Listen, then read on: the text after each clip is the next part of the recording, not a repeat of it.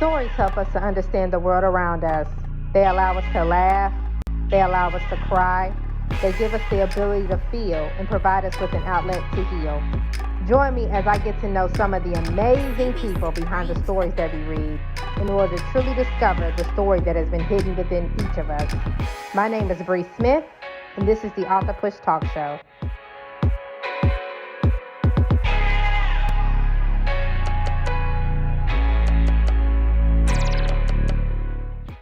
Welcome to another episode of the Author Push Talk Show. I'm your host, Bre Smith, and today we have a phenomenal author with us. Her name is Different Caldwell. Thank you so much for being on the show today, Different.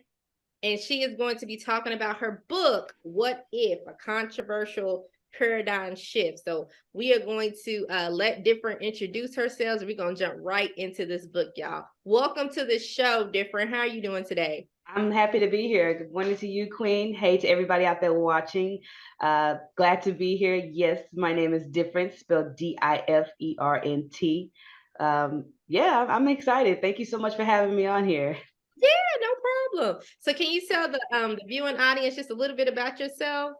Most definitely. So, like I said before, my name is Different. I'm an author, motivational speaker, and CEO of my own small business, Third Eye Entertainment LLC, a business that strives to bring social awareness to society through our products and services in which educates, inspires, and entertain all at once.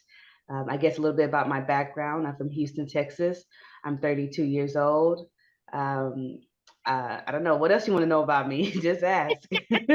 I feel like I go off into tangents and get to talking a lot. So, just ask me whatever you want to know. Yeah. No. Thank you so much for that introduction. So let's jump right into your book. Mm-hmm. Okay. What if a controversial paradigm shift? So Yes. I guess let's talk a little bit about the book. And first off, what made you gravitate towards that title for your book? Um, well, for me, I guess I have to go back. It's more than for me than just the book and how it stemmed from. This came about for me getting my mental health in check. Um, and I guess so to bring it to how I came about the book would be to go back and say, so if you guys got time to listen, I can share. So like I said, I'm from Houston. I guess in my background, I started off by the age of 11. I had a pretty good upbringing until that time, and that is where me and my family ended up homeless on the street for around 3 years. And it stayed that way, living from pillow to post, literally slept at bus stops, cars, parks, shelters, and at one point even slept in a crack house. Um, and it wasn't until I was the age of 14 when a family member secretly placed me in foster care. They did not tell the other family members where I was for around 6 months. And within that 6 months, I found out that if, in the state of Texas, if you age out of foster care, they would pay for your tuition to college. And so then, right then and there, a light bulb went out in my head, and I just decided to use my street smarts to elevate my book smarts, and made that decision to spend the next 4 years being in the system. That's a whole nother story within itself. Um, but God still had plans for me because I went through that, trial and tribulation, and came out of that and ended up with a full ride to 4-year state university. And I ended up going to Sam Houston State University, and I graduated from there. And within that experience, it was just blessings on blessings. I was able to start my own student organization titled Pay It Forward. And within that, this is where my motivation speaking bug was planted. I would go to different high schools speaking about the importance of education and sharing my testimony. And kids would come up to me afterwards and tell me, hey, I'm going through the same thing, or I didn't know the state of Texas would pay for my college. And so, as well as I got the opportunity to travel abroad. I studied abroad at Kim Young University in South Korea. And within that opportunity, I got to travel to 8 other countries in 2012. And that's where my travel bug was planted. And fast forward to 2023, I'm up by just about 50 countries that I've traveled to. By the time I get done with that, I had my bachelor's degree in international business. I got 2 minors in economics and business communication, as well as I have a master's degree in entrepreneurship. I just got my real estate license renewed, as well as I have my insurance agent's license. Um, but all those blessings is still, as an adult, um, I still had issues to deal with inside me. What I went through in my childhood followed me through my adulthood, to where I was squandering all opportunities that came my way. Coming up in a chaotic environment, chaos was normal to me. And so when I got placed in foster care, it was like a completely different world. I was actually placed in good foster home with Black parents or Black foster parents, who had college degrees and lived in houses, big, nice houses. And that was just completely foreign to me. And so for me, I felt it was too good to be true.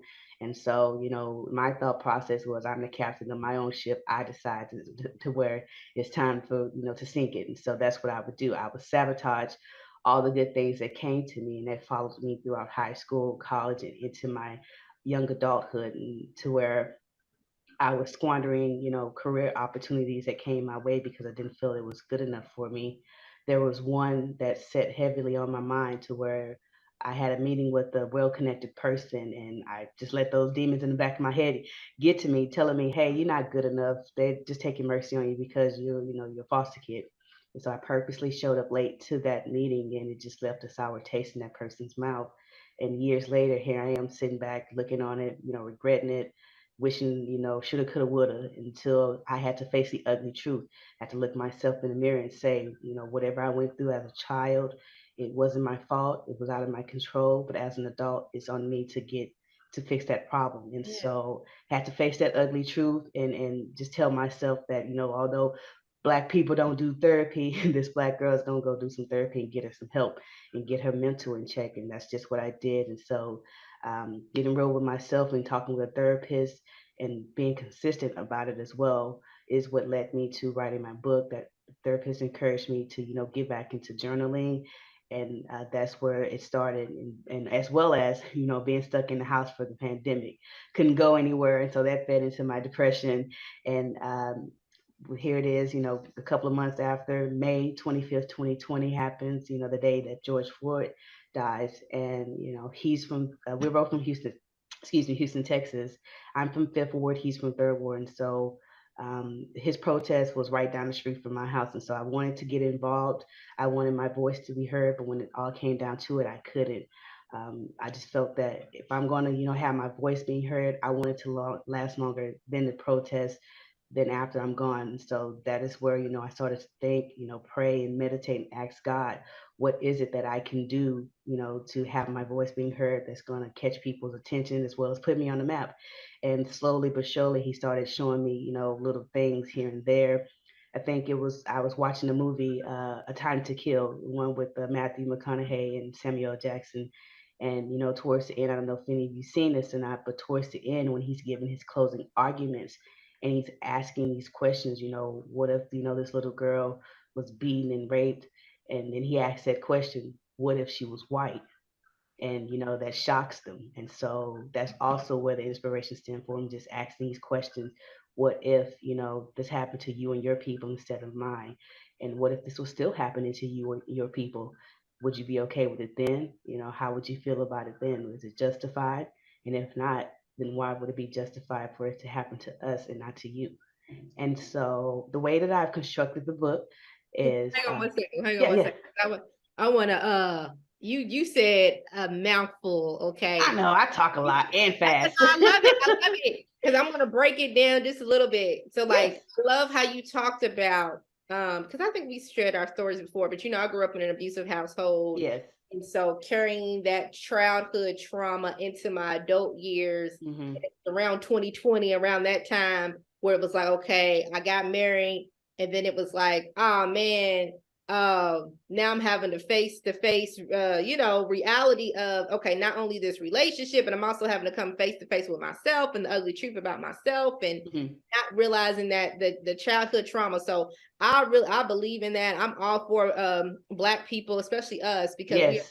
we're so traumatized getting therapy. And I think, because like I said, a lot of people don't believe in it, especially in our community. And then, add the church proponent to it. And then it's like a lot of people in church be like, nah, it's just All you need is Jesus. But right. sometimes it be God leading you to that. And that's what I'm saying. I'm like, God literally led me there. He said, since you need therapy, go to therapy. It Yes, is ma'am. part of my deliverance. And so I commend you for that. But then I want to talk to about that self-sabotaging spirit, because I think a lot of us have that too. Because I know I have it.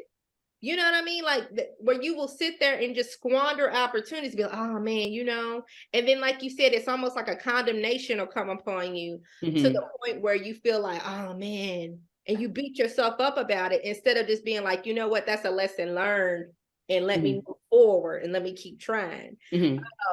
And so yeah, I think a lot of us, we got to learn that. And then I love how you learn to take personal responsibility. Like, yeah, that happened to you as a child, but I'm taking personal responsibility. I'm an adult.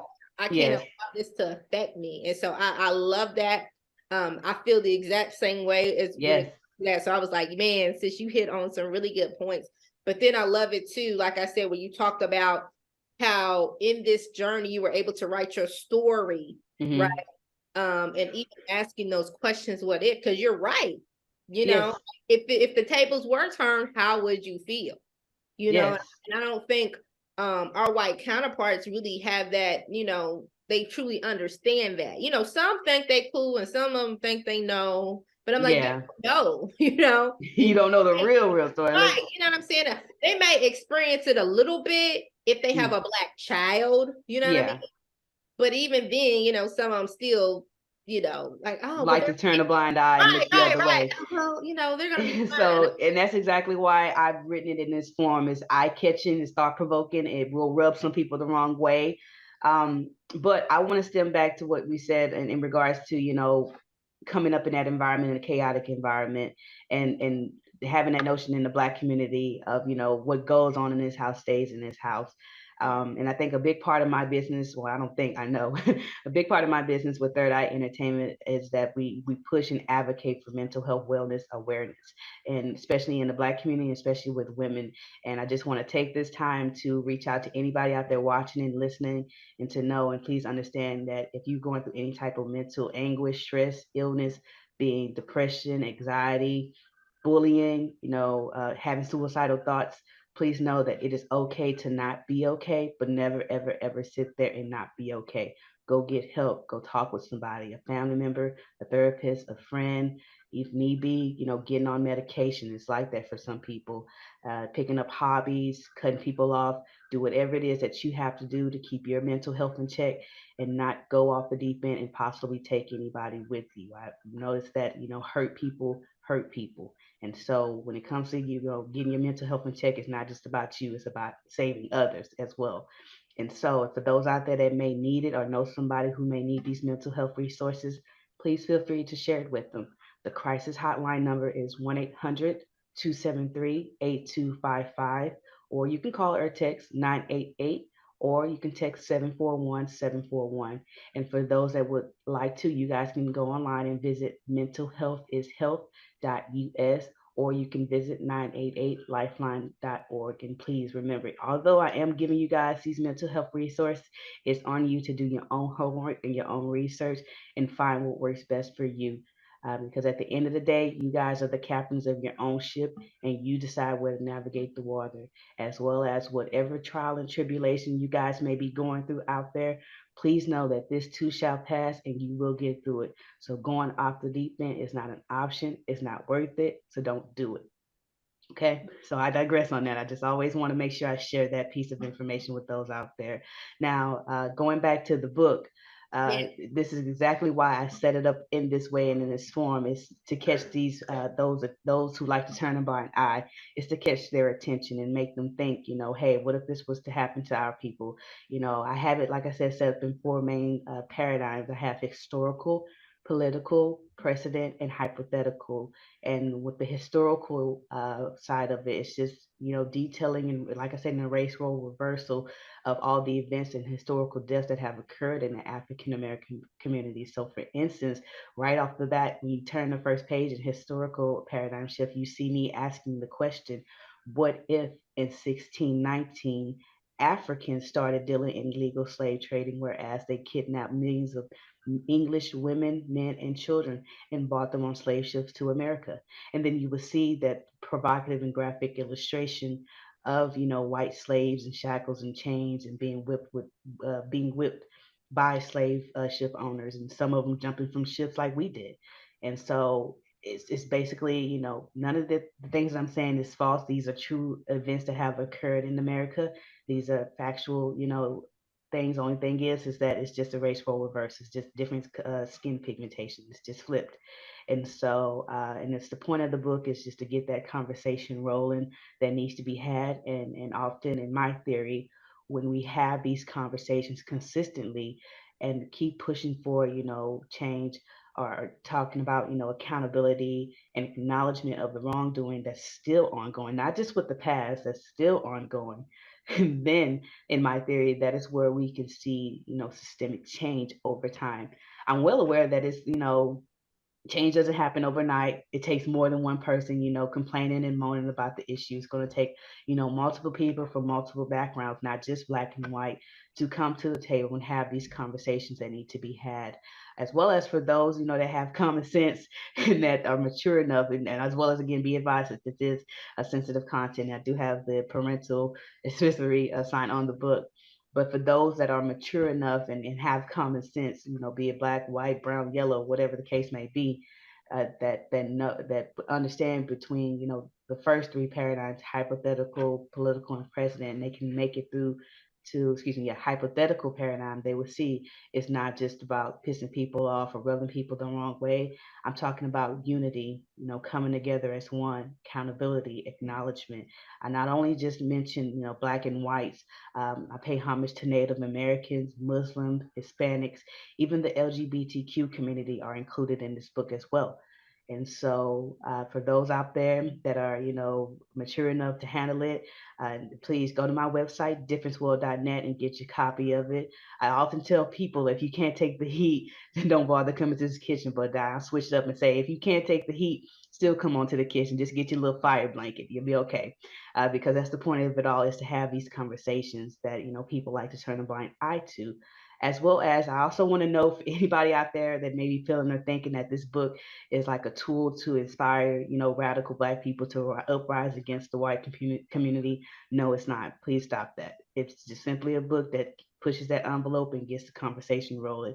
And the reason, and you asked earlier, what made me come up with the concept of controversial? Well, looking back on it and doing my research and seeing, the TV shows they have out there, uh, society likes controversy, whether we want to admit it or not. It gets people attention, they gravitate towards it. So that is why I chose the controversial route, because it would get your attention. But for those, like I said, that read on through the book, and they will see it's not just about rubbing people the wrong way.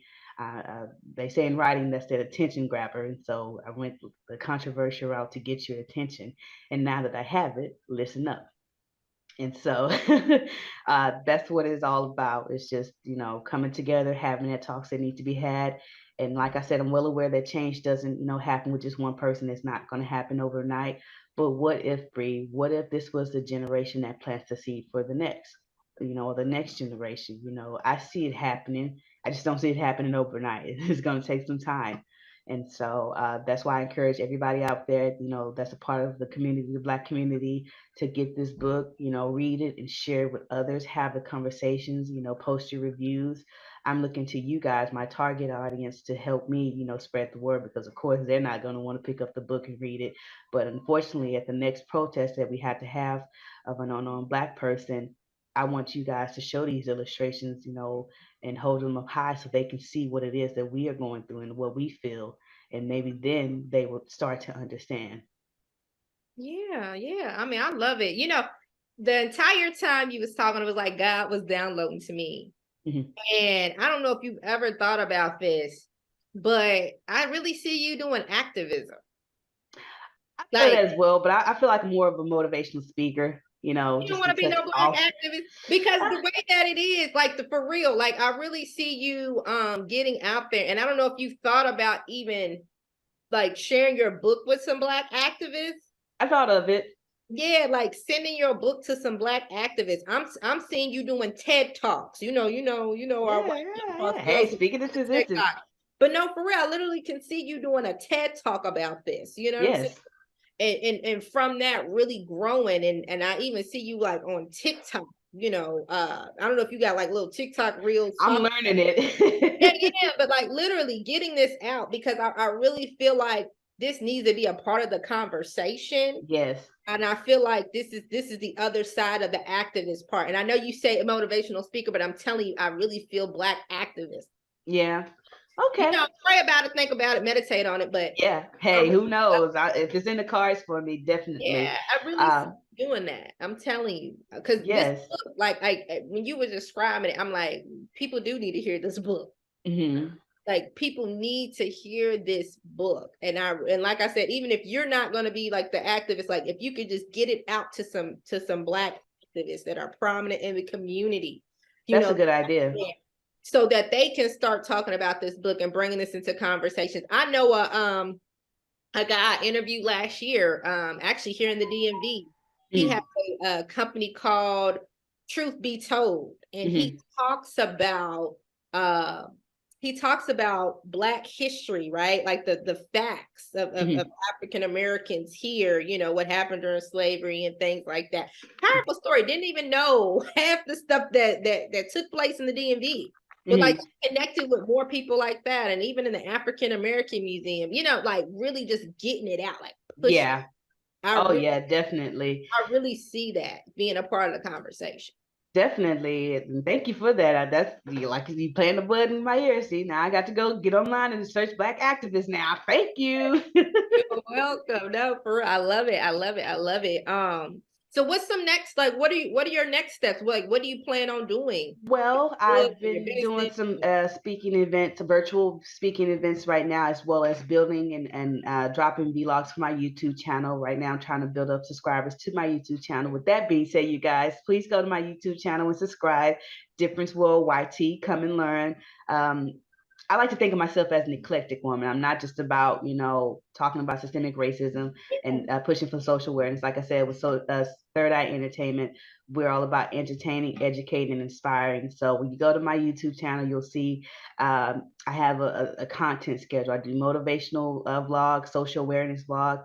I drop my podcast interviews as well as pop culture reviews and my travel vlogs to entertain and inspire those out there that have not traveled the world. Like I said, I've been to just about 50 countries. And so I dropped my vlog sharing. I just dropped Rome last week, Cairo. Go check it out. That's why you guys, like I said, my tagline is come and learn. And so go to Difference World and come and learn about your girl. What else I got going on? Uh, my motto is manifest, plan, and prepare. So right now I'm manifesting, planning, and preparing to get on the Rolling Martin Unfiltered podcast. I feel that that's one of the next step where I should be, where I belong, as well as to push this book. That he has a huge platform of people that would understand where I'm coming from. And so manifest, plan, and prepare is what I always tell people. And the story behind manifest, plan, and prepare, it stems from my life and what I went through and how I realized the power of manifestation is real, as well as with the power of tongue. Um, I realized that when I manifested my worst nightmare into existence out of thin air, and I told myself that if I can manifest my worst nightmare, why not manifest my biggest dreams? And so when I say manifest, that means removing all the doubt, all the fear, all the naysay out of your mind and reprogramming it to a positive one. Believing in yourself, believing in the universe will give you what you need. Uh, um, and as far as planning goes, getting it out on paper, coming up with a plan of action, writing things down, putting pen to paper, and having, multiple backup plans, exit plans. You can't plan for the unknown, but you can expect that it is coming. And when it does, you just have to, be mentally prepared that whatever you're going to go through, you will get through it and it too shall pass. Now, as far as preparation side goes, that goes into a little bit of what I said earlier when it comes to getting your mental health in check, your spiritual health, your financial health, your physical health, cutting people off that mean well, cutting, mending broken bridges, so that whatever it is that you're manifesting and planning for, when it comes to you, you can be prepared for it. You would know how to handle it and you wouldn't squander it like how I did in my early 20s. I had a lot of good things coming my way and I squandered it because I didn't know how to handle it. I didn't feel that I was worthy of it or that it was really truly going to last a long time. So I just, sabotaged it so would nobody have to hurt me. And so when I say manifest, plan, and prepare, that's what I mean by that. Get it out and see it in your mind, write it out on paper, and then prepare for it to come because it surely will. And so that's just what I'm at with it right now. I haven't made it big time yet, but I know that it's coming because I'm keep pushing forward. I got people like you that's rooting for me and in my corner, and as well as I just want to take this time to give you your flowers and give you a shout out. I see you doing your thing online and you just pushing for greatness, and you're gonna get there as well. I see it happening for you too. So keep doing your thing, and that crown on your head, you are rocking it oh so well. I heard you just got a birthday, so I know you were partying, had a good time. I can see you with your long hair flipped. You were doing your thing. So, and then so keep shining on them and keep putting pressure on their neck. And I'm going to do the same. Yes, sis. Thank you for that. I love it. I love it.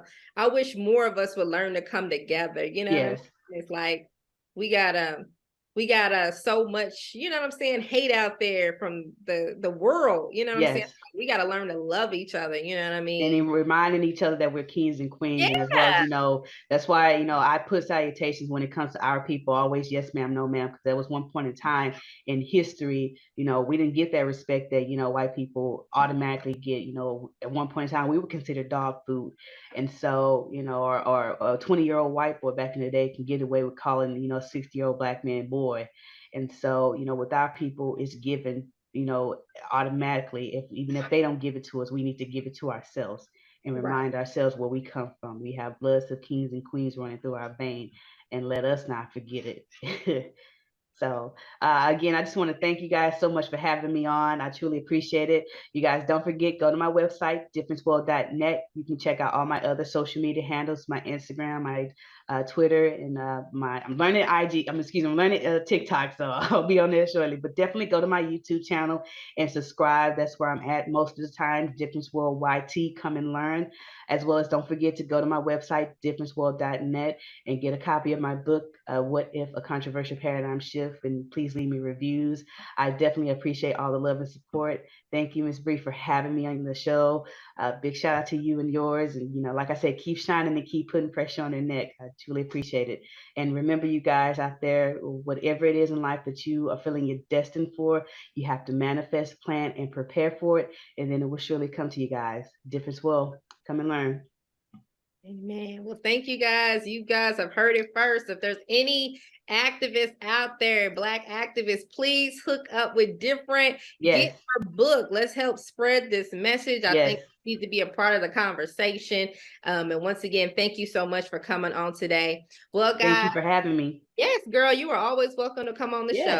Definitely. Well, thank you guys so much for joining us again today on another episode of the Author Push Talk Show. Until next time, bye. Peace.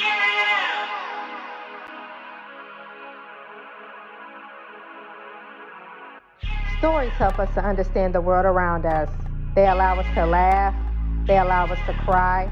They give us the ability to feel and provide us with an outlet to heal. Join me as I get to know some of the amazing people behind the stories that we read in order to truly discover the story that has been hidden within each of us. My name is Bre Smith, and this is the Author Push Talk Show.